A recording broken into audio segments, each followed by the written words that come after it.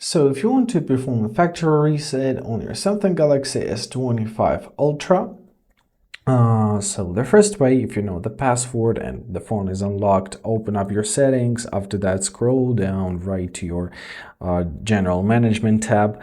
Here we gotta find our reset option.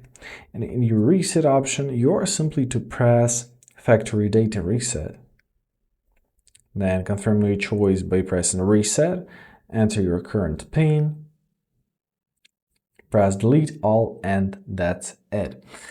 However, if you can't get an access to the phone, for example, you forgot your PIN, password, or maybe pattern or something else happened, first of all, keep in mind that you have your password to your Google, because otherwise after this hard reset you will need it.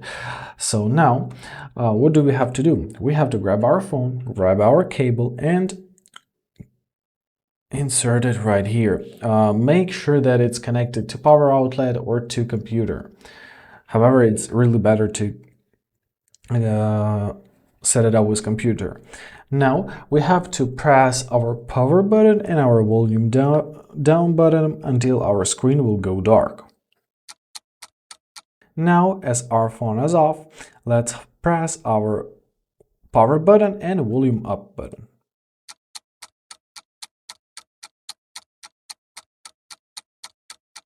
Alright, and now we are in our recovery mode. So you can navigate through it using your volume down and volume up button. We have to find our wipe data / factory reset, press our power button to confirm. Now find your factory data reset and tap here as well. After that, you can either turn off your phone or press reboot system now, and your phone will be loaded into your menu.